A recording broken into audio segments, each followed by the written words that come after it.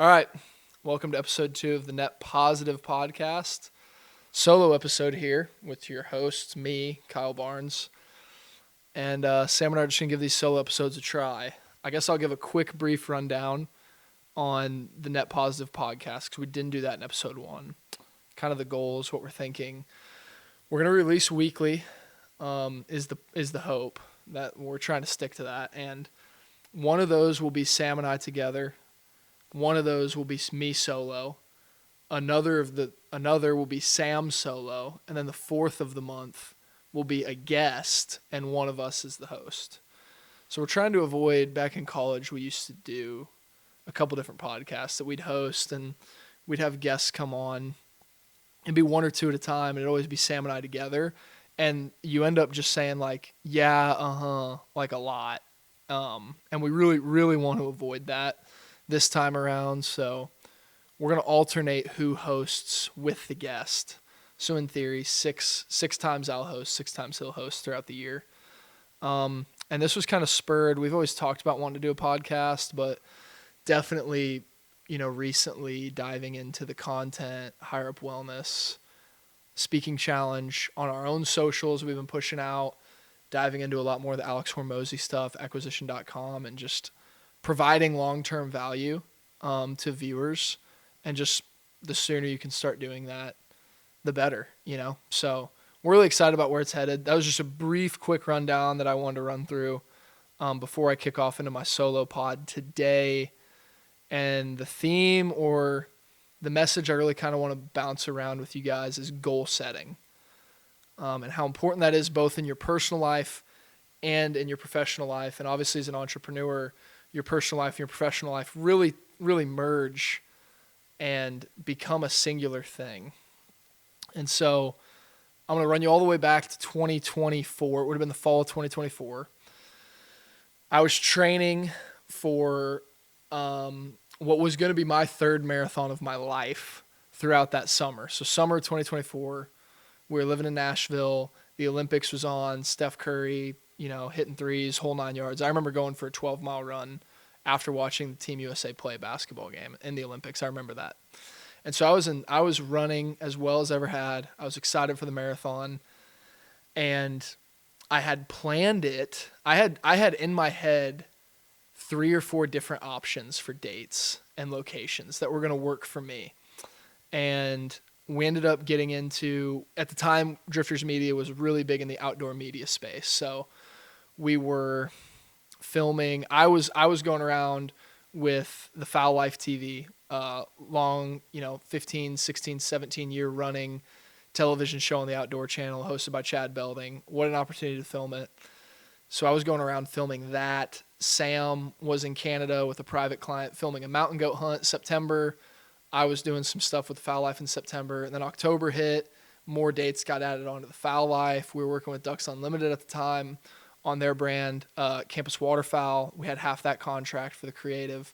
And so Sam and I were just traveling all around that fall in the outdoor media space, filming and editing and creating content there, and trying to do other things in town when we were available, but obviously that was difficult. So, as dates got added, things got moved around. Super thankful for the opportunities. We had to do things to kind of get the business off the ground at that time. That was the first time we'd ever really made significant enough money to, we'd always believed in it, but that was the first time that there was any proof financially that like, okay, this is a viable option. So we knew that fall we had to make the sacrifices to get the cash flow necessary to have proof that Drifters Media was a viable option. So we worked really, really hard that fall, traveled all over the place. And I was unable to run that marathon, and neither of us hunted either. And, we came out of that fall and we realized that we had both lost some personal identity there, having not hunted, having not been able to run the marathon that I had planned, especially the hunting thing. The marathon was kind of a separate deal. That was a goal I had that I'd worked really hard to prepare for, and then it didn't end up happening. And looking back now, I'm thankful for the fall of 2024, but at the same time, we really like I say, lost identity, especially in not hunting. And we realized through that fall that, making your passion your work is, it seems like a blessing when you're getting into it. And for a lot of people, I think this happens, definitely happened to us. You realize like that might not actually be as much of a blessing as you had anticipated, because now your passion is just your work, and with work comes headache. And so we really started to dislike the things that we had loved growing up and had gotten us into the creative space originally way back in college. And we've talked to other people about this many, many times, and everyone ends up getting burnt out of their own passions. And that's like the scariest, worst feeling, when you don't want to yourself go get in a tree stand because all you've done is film hunts for people. That's really it's a very humbling moment. And it required, at least for us, a lot of discernment about what is the next step for this business. So that was a little bit of background there. So in 2025, we went into it and it was like, one goal we both had at the kickoff of 2025 was we have to pursue some personal passions just to get our own vibe right, I guess. And, maybe that's not the best way of saying that, but we really were kind of like, felt pretty lost on a personal level. And that makes it like, what are we even doing with this business? That's kind of how you're feeling and how you're talking to one another. Neither of us really ever second guessed the business, but we did have a moment of like, that's not sustainable and it's not scalable. So what are we going to do? So in 2025, we set out to make sure that we accomplish some personal goals we set for that year. And so we both wanted to turkey hunt. I went to Missouri. Me and my dad turkey hunted. Sam went to Wyoming. He turkey hunted. And I had a blast. Like, I had such a fun time. Admittedly, we were onboarding a new client, or a huge client at the time. And I ended up working pretty much every minute I wasn't in the woods with my dad. And that was kind of a step in the right direction, obviously. Like, at least we're hunting. But this is not the experience that maybe I hope they would be in the future. Like, if this is what it looks like for the rest of my life, that would not be the ideal outcome. So, as I personally look to the fall, I said, hey, we're building momentum. That was my word for 2025, was momentum. Like, hey, object in motion tends to stay in motion. Like, let's just do more. And so I knew in my personal life I needed to build momentum, and Sam was in the same boat. But to speak for myself personally, I was really happy that I went and turkey hunted with my dad when I did. We were out there for I think we hunted 3 mornings was all in Missouri, and we got really close. We had great hunts. It was a ton of fun. I wish I'd had a 4th day, but business work, didn't have it at the time. And so heading into the fall, I said, okay, let's keep this momentum going. But maybe what I need to do is I need to reframe. Sam and I had grown up loving the Sitka films, loving traveling hunting. We did that in college together, South Dakota, pronghorn trips. And I had to kind of reset myself and be like, okay, what is a goal in my personal life that is a little more attainable than, a 7-day rut hunt in a different state, out of state tag, have to buy hotels. Am I going to camp out? What am I going to do? There's decision fatigue in life. When you're running a business, you only have so much bandwidth to make decisions. And when you're trying to add all that stuff into your personal life, you don't have the space for it, especially as a 2-man bootstrapped operation. Last fall, we were constantly trying to both put out fires but climb to new heights at the same time. And so the transition I made was, hey, I'm going to deer hunt in the state of Tennessee. Being from Iowa, obviously the Midwest is king of the crop when it comes to whitetail hunting, but I just wanted to make sure that I deer hunted in the state of Tennessee. Or in 2025, I wanted to deer hunt, and the answer I came to was, hey, you better hunt in state because it's the most realistic option for you. So shot my bow through the spring and the fall. I ended up going and buying a saddle tree stand on a Sunday morning at the Bass Pro Shops in the Opry Mills Mall on a whim.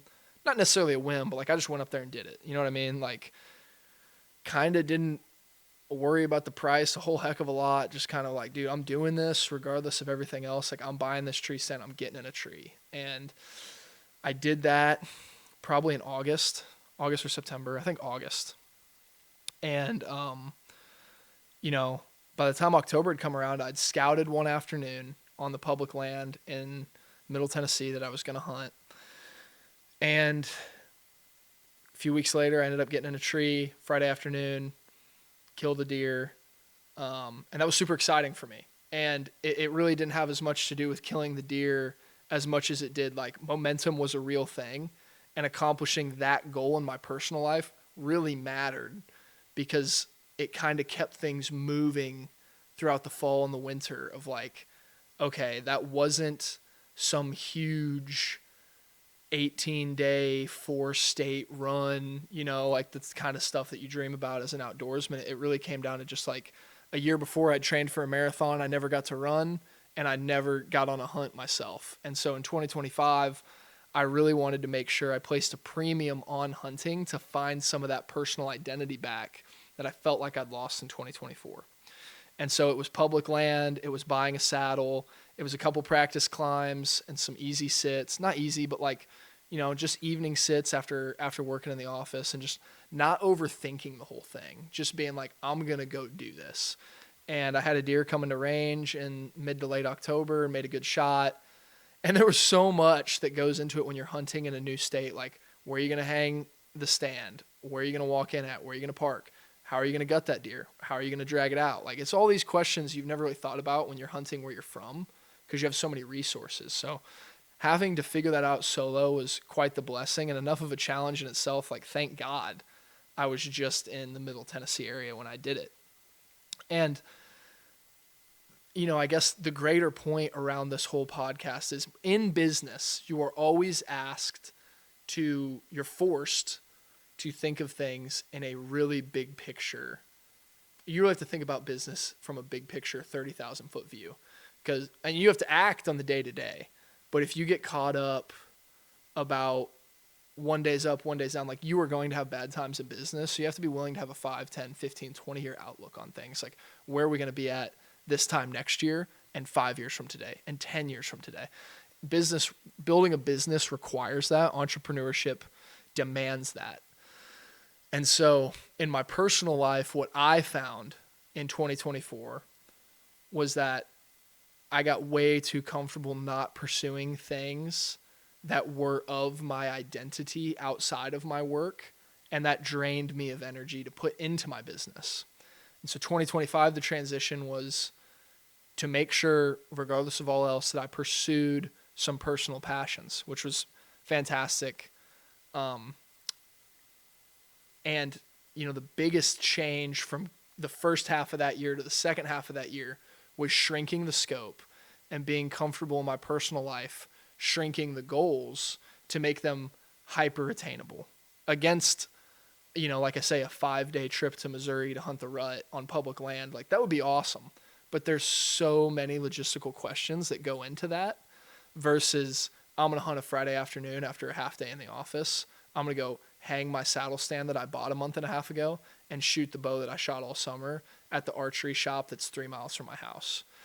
Being able to have the reframe of like, that is quite the accomplishment in and of itself, which it absolutely is, allowed me to build momentum through the fall and winter to where it's like getting a little bit of that personal identity and that, for lack of a better word, motion back, which I know is like a funny word, but to kind of get that energy moving through myself and my own personal life really carried over into the business in a really, really productive manner. And so that was one of the biggest lessons from 2024 through 2025 was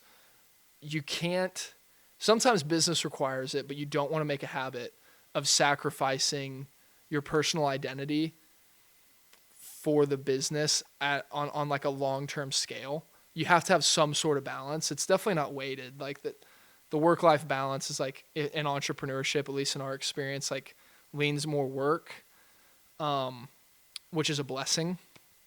But in 2024, we completely walked away from any personal life things because we had to. And, kind of realized that had really impacted us on a personal level, which then in turn impacts what each person can put into the business. So in 2025, with momentum in mind, it was how do we make sure that doesn't happen again? And in the spring, to recap, we each took turkey hunting trips that took us to new states. Really exciting, really glad we did it. But for myself personally, I said, hey, I need to at the time, fill a tag and do things that are hyper accomplishable. if that's the right way of saying that. I'm not sure, but it doesn't mean that it's not an impressive feat. It just means that my decision fatigue around the business is such that I need to make the goals in my personal life hyper attainable. That was the word I was looking for. Hyper attainable. So that I'm able to pursue them without digging in and having to sacrifice on the professional side. And that was super important. And that's a very powerful lesson that I learned over the last 2 years, year and a half, I guess, that I think I feel like it's going to carry me throughout life in being able to understand the importance of personal identity and its relationship with professional success, and the goal setting around your personal life being that which requires a little less logistical headache can be really important when you're in the early stages of scaling a business. Because scaling a business early on, especially like it's been just Sam and I, we've recently added team members, which is such a huge blessing and a help. But when it was just Sam and I at the time, there is no space in your head. Guys talk about this all the time, but there is no space for any decision outside of the business. Like you can hardly figure out what to get at the grocery store. Like you're that mentally exhausted, but also like locked in on the business. So that was a lesson that I learned that I'm really thankful to have learned, is your personal identity really matters. It's not something to just give away for an extended period of time. You're probably, as an entrepreneur, it's probably going to require that at some point, but you don't want to just sacrifice it entirely. And in 2025, we did a good job of getting back to that. And it doesn't take a whole lot, it can take a handful of sits and maybe, I duck hunted back home with my family a couple times or for just a week. And that really built momentum, just being able to set goals that I attained when, the business is always like 5 years, like what's the revenue and what's these revenue goals that are huge and they're multi-year processes. To have some personal life goals that were hyper attainable and to attain them and still get the dopamine rush of like, man, you're taking on challenges that are new. Like I've never hunted in Tennessee, like deer hunted in Tennessee. And so to be able to do that was quite the blessing. And it fed my soul, to be honest. Like it gave me so much momentum to carry through the fall and winter and into 2026. I just feel ready to attack 2026. It was a very fulfilling experience through last fall to kind of do those things and to remind yourself like you can accomplish things in your personal life alongside the business without taking away from the business. So I guess that kind of encapsulates what I'm trying to say is it's very easy for entrepreneurs to put their head in the sand and sacrifice all self-identity for the betterment of the business. And that's an important thing that is probably going to be required of you as you're growing as an entrepreneur, but don't sacrifice it in the long term because it'll start to have a really negative return on that investment. And as I look ahead to 2026, I'm really excited to have some new challenges to pursue and new goals to attain in my personal life that don't take energy away from what Sam and I are trying to do in business. So that would be a suggestion, is to maybe shrink the scope of your personal ambitions on the short term to just build momentum into both personal and professional goals as time goes, because business is just going to be so up and down. Those smaller personal wins, I promise you, are still going to mean so much to you. And it would be my suggestion, or perhaps my challenge to any entrepreneurs out there for 2026. Thanks, y'all. Like and subscribe, I guess. All the things. That's episode 2 from the Net Positive podcast.